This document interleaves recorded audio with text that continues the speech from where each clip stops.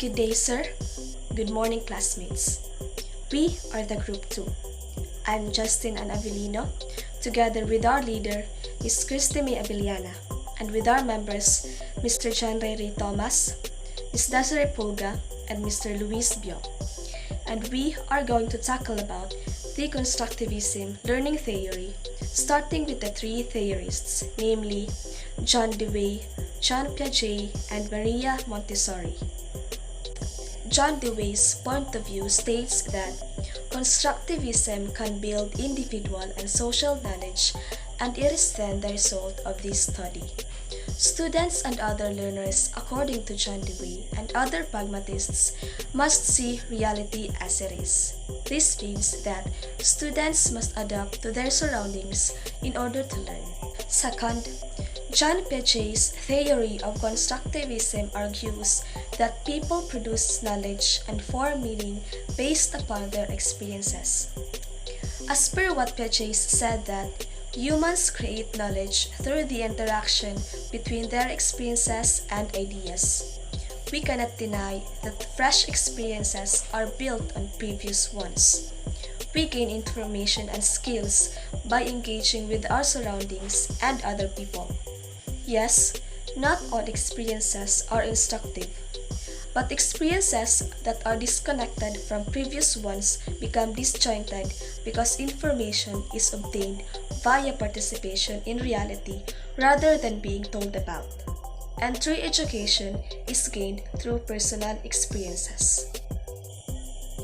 And lastly, Maria Montessori's point of view says that learning as the process, each child building a personal knowledge based through interaction with the environment. This means that it is the perspective of the child as someone who is inherently curious about learning and capable of initiating learning in a safe, well-prepared learning environment. So let us now proceed on the nature of a learner in social constructivist perspective. At this level, the learner is capable of solving problems and comprehending material that they are unable to solve or comprehend at their current level of development. Learning takes place at this level. Constructivism is founded on the premise that people actively create or make their own knowledge, and that your experiences as a learner define your reality.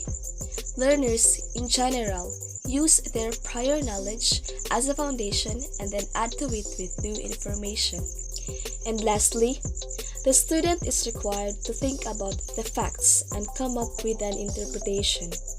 The interpretation is built on the basis of previous experiences, personal viewpoints, and cultural context. What is the role of the teacher and the student in the Hartnett discussion method in social constructivism?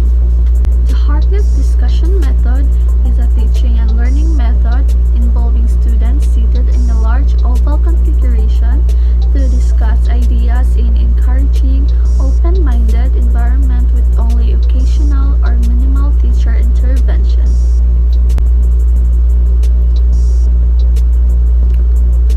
This method actually teaches students how to learn in a way in which they are not just simply sitting and taking in instruction, but rather they are required to listen, observe,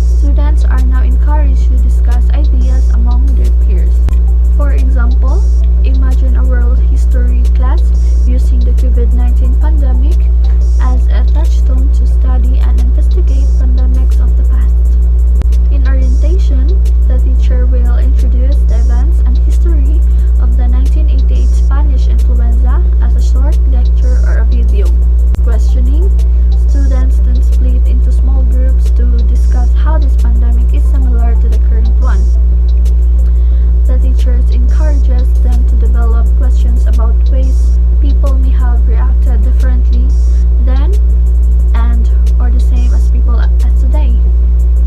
In conclusion, students can use what they learn to answer the initial questions you presented, and teachers can encourage students to use the research to support their claims. Discussion: each group of students can present their findings to the class and invite questions, and the teacher can help to guide the discussion, correcting any errors and presenting additional questions. Problem-based learning is a teaching style that pushes students to become the drivers of their learning education. It uses complex, real-world issues as the classroom subject matter, encouraging students to develop problem-solving skills and learn concepts instead of just absorbing facts. For example, a problem-based learning project could involve students pitching ideas and creating their own business plans to solve a societal need. Students could work independently or in a group to conceptualize, design, and launch their innovative product in front of classmates and community leaders. Cooperative learning is an instructional method in which students work in a small groups to accomplish a common learning goal with the guidance of the teacher. Example, think, pair, share, also called turn and talk. Teacher poses a question to the group, and each student has a minute or two to think about the question. Then, they turn and discuss with someone sitting next to them, and then share with the whole class.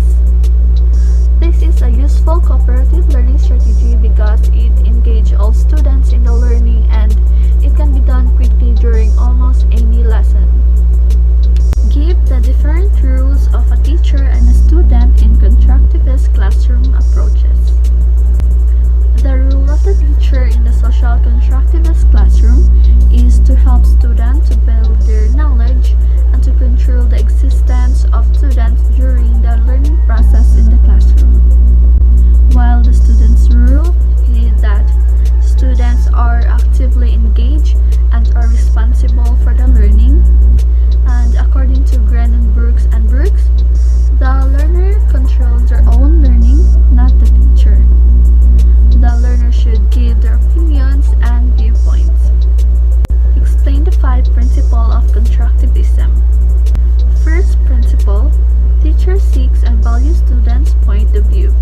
Unlike traditional teaching, where students are expected to provide the one right answer the teacher is looking for, in a constructivist classroom, students are encouraged to elaborate on their ideas and use evidence to bolster their opinions. Through supportive questioning, teachers can get students to communicate what they are thinking and why. Second principle: classroom activities challenge students' assumptions. Through constructivism, students are encouraged to explore an aspect of something that they haven't tried or thought about before. Whether that's a new product such as writing a screenplay instead of an essay, or a new point of view, constructivist teaching is about challenging and broadening students' views. Third principle: teachers pose problems of relevance. Constructivism is about exploring complex, real-world problems that allow students to engage with the material. Tying learning to ideas or problems that relate to the students' lives and interests can help bolster their motivation to learn and deepen their understanding of material. The fourth principle: teacher builds lesson around big ideas. There are certain essential concepts that students need to learn, such as understanding cause and effect, critically analyzing documents, or inquiry-based exploration. Lessons in constructivist classrooms are built to encourage mastery of these essential concepts or big ideas. The fifth and last principle: teachers assess learning in the context of daily teaching. Traditionally, teachers give information for a certain amount of time and then hand out a test to see if students learn the content. about spending time every day focusing on what still needs to happen for a student's success. Assessments are often authentic and in the moment.